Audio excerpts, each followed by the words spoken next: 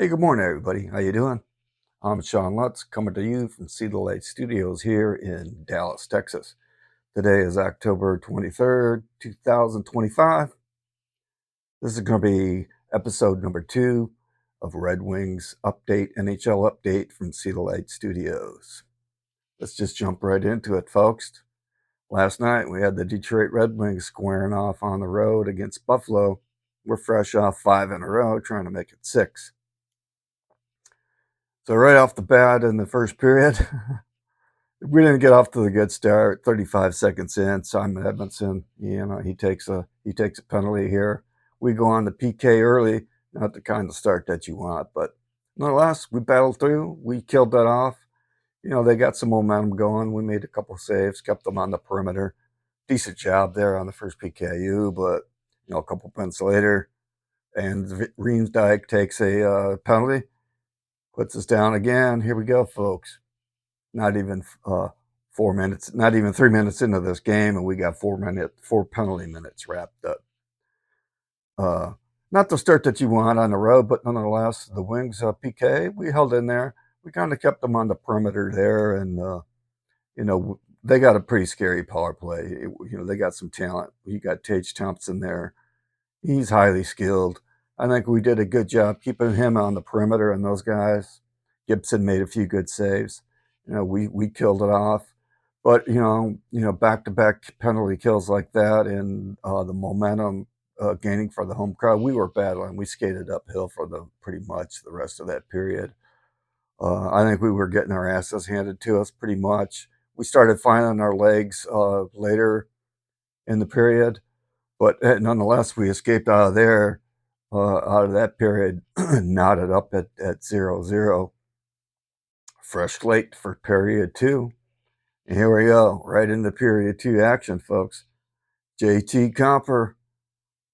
What a sweet goal that was. It didn't look that good right off the bat, but it was a nice, you had Bergie coming down the right side, puts a shot off the pillows, puck goes around the corner, comes back to the point.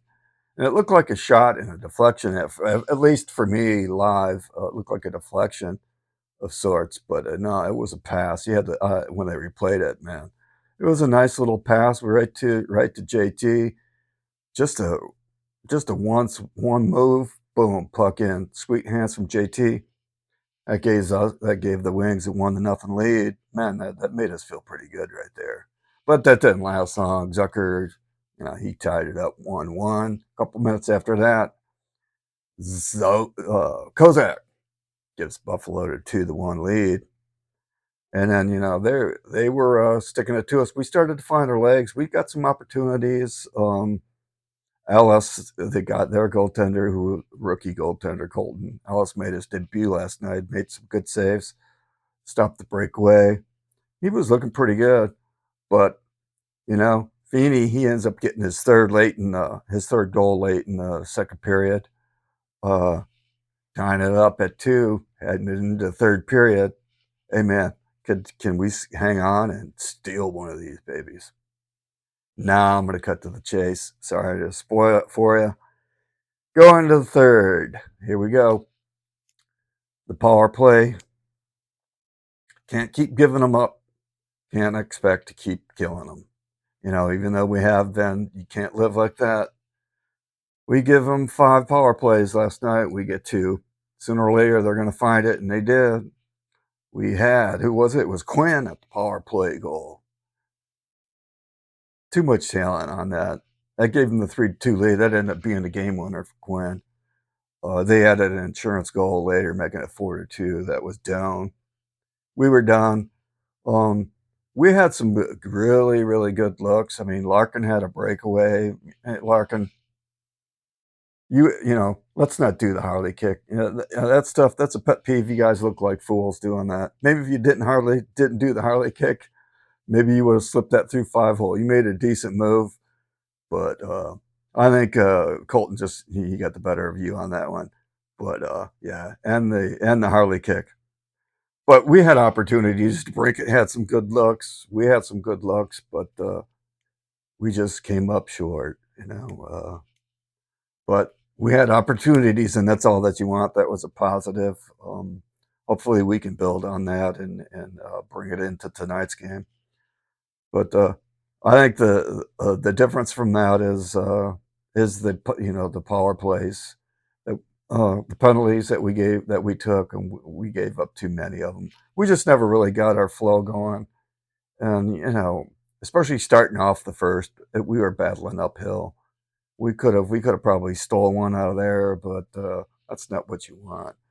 And on our side on the power play, I think that we're really missing Patrick Kane. He just requires so much attention, so many looks. He can burn you. He can burn you on the pass, burn you on the shot. So much poise with the puck, and he'll draw people in, suck people in, and he'll burn you.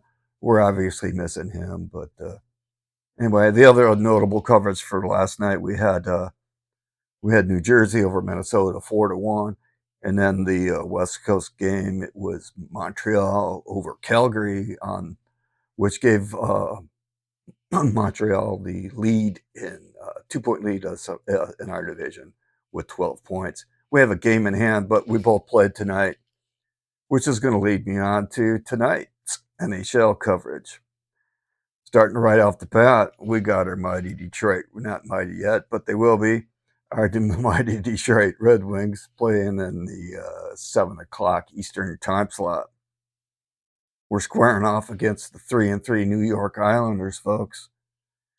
Another weaker team, and this is where the Wings, the last several years, I don't know how many times we've got to repeat this when we're battling for a wild card slot.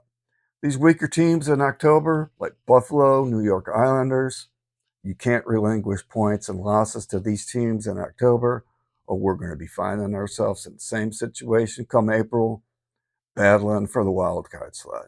I don't know about you guys. I don't want to do that. I'm tired of that. I don't want the wild card. I want to be in the fucking playoffs. Nonetheless, we got to take care of business in New York tonight. And I'm assuming we're going to have Talbot start just because it's a second of the back-to-back. But we're going to see. We'll find out tonight what the boys are made of, if they can answer back and get us back in the win column tonight.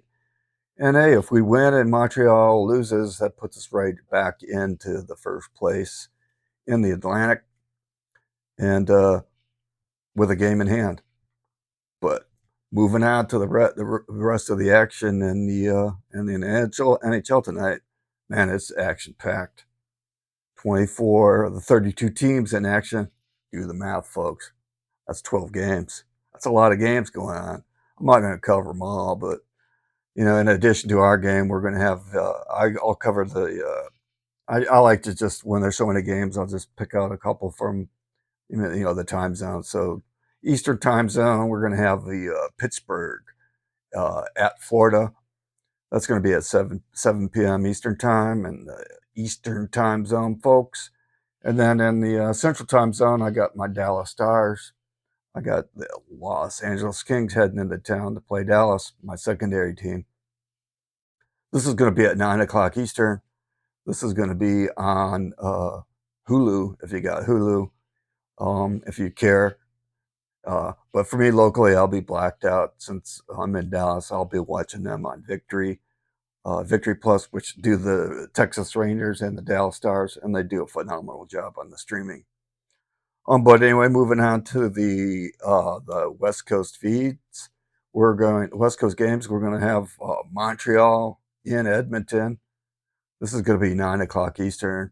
This is going to be a good matchup, man. I really like watching the Canadian games, and the Canadian announcers, whether on Sportsnet or Rogers. For some reason, it just kind of brings me back to being a kid growing up in Michigan. I'm an old guy, so I remember back in the days without center ice and pass, where you had two channels, and I'd be watching Hockey Night Canada, CBC on Channel 9, Windsor, and then the Red Wing games on Channel 50. Man, those were the days, eh? But anyway, that's going to wrap it up for this edition of Detroit Red Wings Update and NHL Update, Episode 2, See the Light Studios here. Thanks for watching, everybody. Be nice, be kind. See you later.